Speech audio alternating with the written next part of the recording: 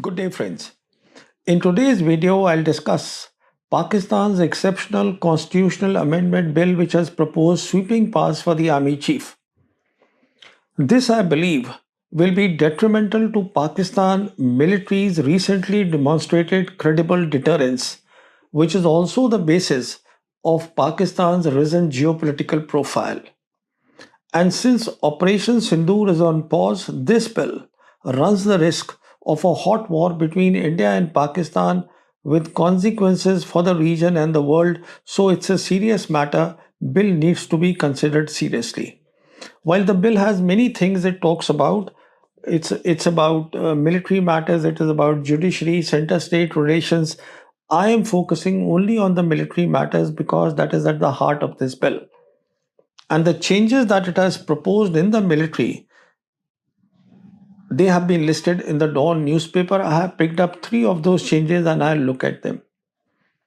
The first change is that the army chief will concurrently be the chief of defense forces.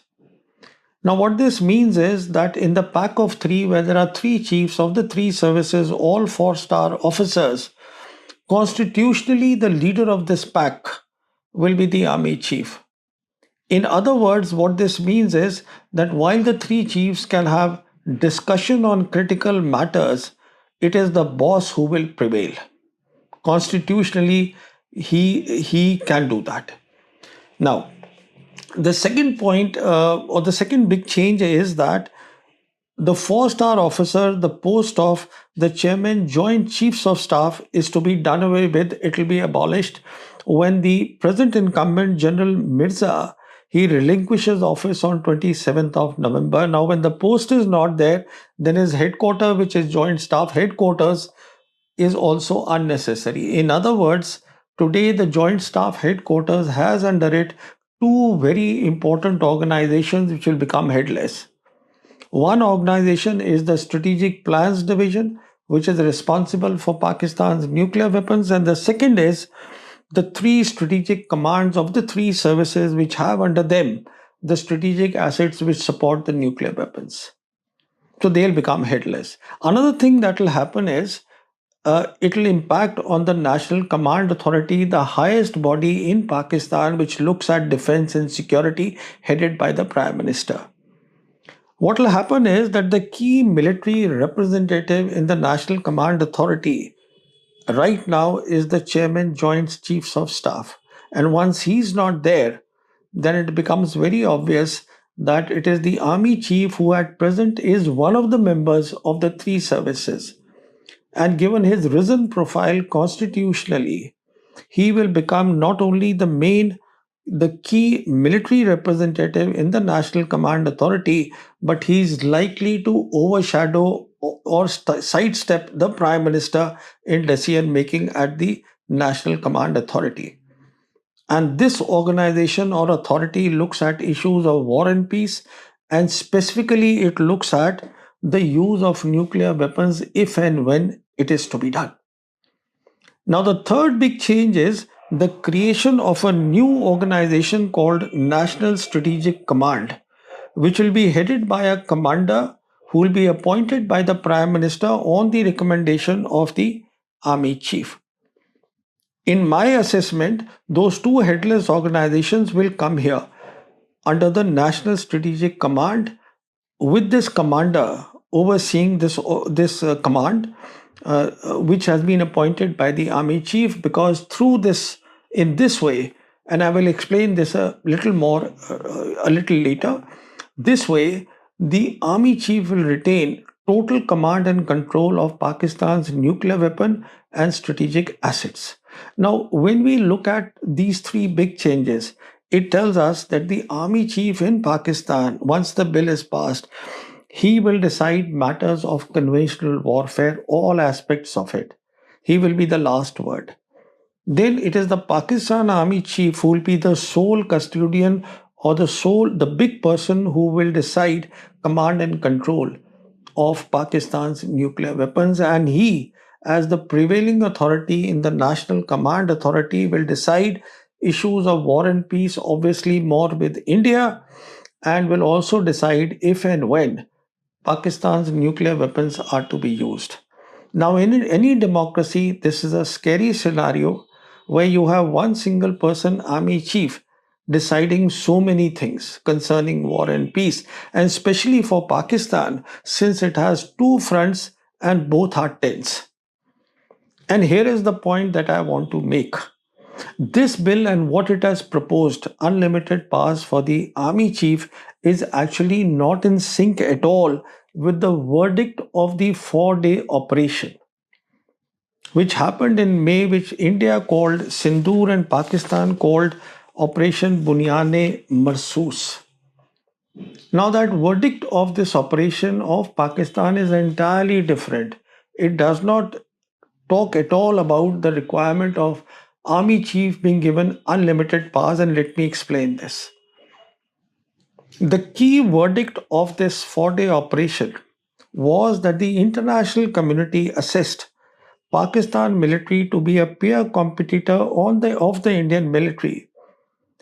And the reason why they came to this conclusion was the performance of the Pakistan Air Force in the air-to-air operations which were done on the first night of the 4-day operation. So, what they did, the world has been told, and the world was told the next day. That means on the May 8th, there was a briefing that was held for the international media by the DG ISPR, who is a 3-star army officer, to explain what was done by the Pakistan Air Force. And the lead or the presentation was made by the 2-star Air Vice Marshal Aurangzeb, because he was the best person to have explained what the Pakistan Air Force did, to explain what their new concept of multi-domain operation is all about, which is operating at the operational level of war, and to take on the questions of the international community with replies that satisfied them. So the point to make here is that in this briefing, which was as important as what the Pakistan Air Force actually did, it was the 2-star Air Force officer and not the 3-star army officer who was the lead in the briefing. And the reason was that Army and the Air Force, and this is relevant to the Indian military also, they have their core competencies. When they have similar doctrines and they do coordinated operations, so they have different core competencies. And the core competency of a service, it depends on its force levels. For example, as far as the army is concerned, now we are talking of Pakistan Army, its force levels are structured around manpower.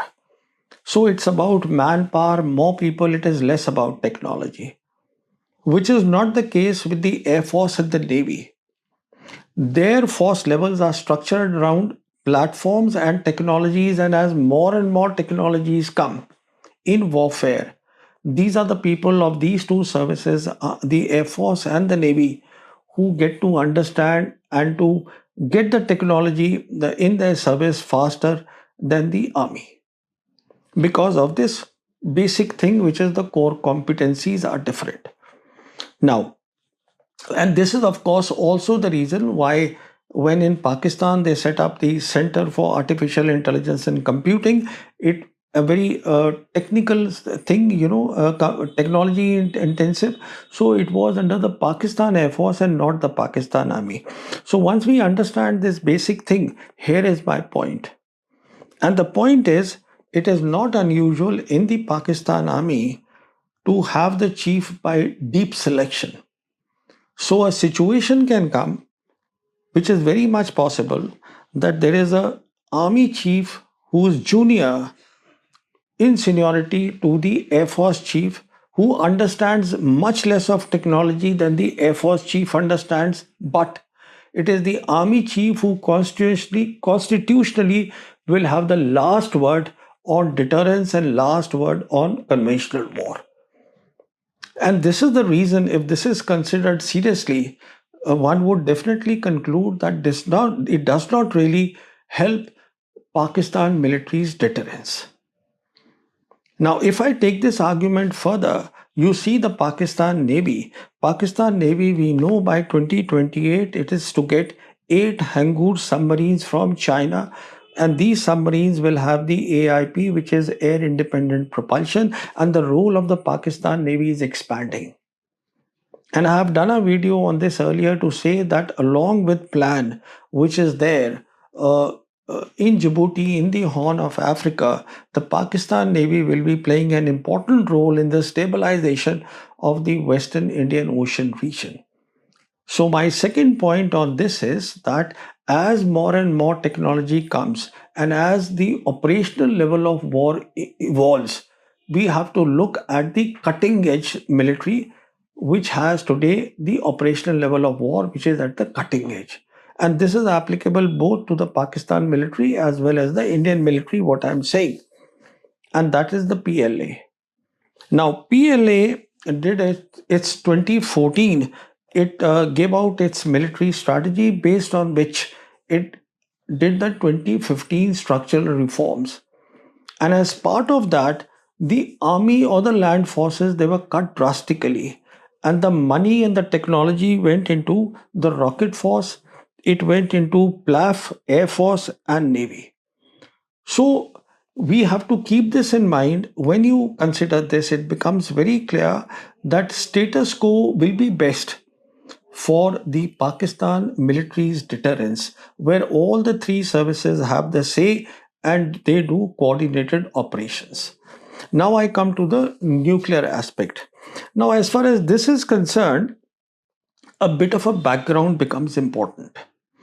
Now, this chairman, Joint Chiefs of Staff, when this post was created and the office was created, Joint Staff Headquarters in 1976, the understanding was that the chairman will be in rotation from the services. Army, Air Force, Navy. This continued for a while, and after that, the Pakistan Army decided to discontinue that, and the chairman since then has been from the Pakistan Army. Now, the problem here is that the chairman is appointed by the president on the advice of the prime minister. So, the army chief does not have a direct say in this. Now, this is obviously not, I'll give you the reason why, but this is perhaps not acceptable to the present army chief who wants to control the appointment of the chairman or the commander of this important organization where the nuclear weapons are there.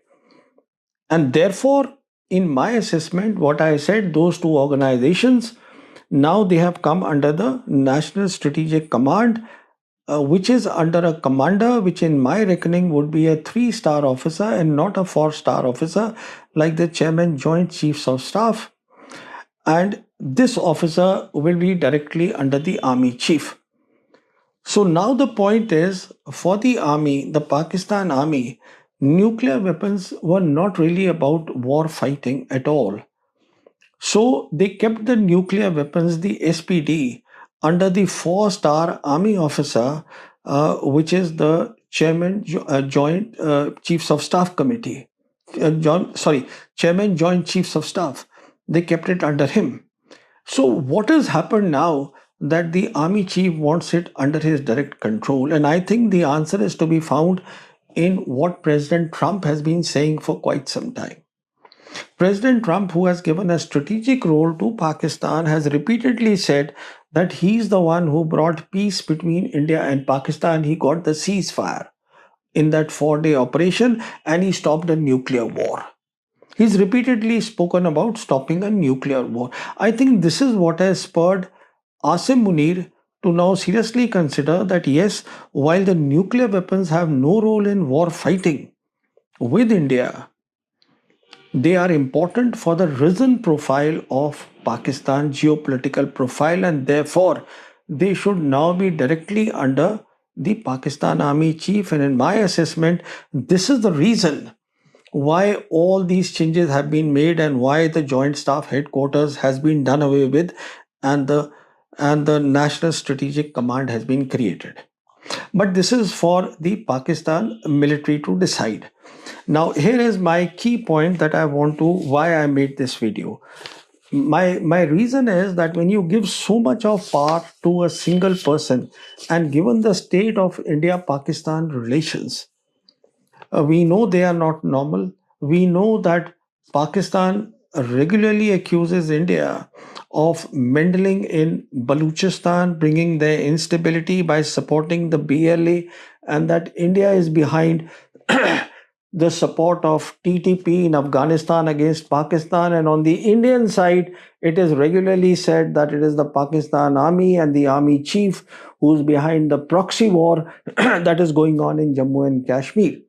So, given the state of the situation that exists today between India and Pakistan, in my assessment, uh, it is a very dangerous proposition that there be one single person in Pakistan who can roughshod the National Command Authority and take decisions on about war and peace. One single person with minimal checks and balances on him. So my point is that it does not help the Pakistan's deterrence, and it brings India and Pakistan closer to a hot war, which does not help the region, which does not help the development of the two countries and the region. Now, in my opinion, the only people who can get a sincere or a sensible review of this bill, which I said is very contrary to the verdict of the 4-day operation, are the 9 corps commanders. Because the Pakistan army chief draws strength or the power from his 9 corps commanders, so it is up to them to see what is best for their country and best for the military. Thank you so much.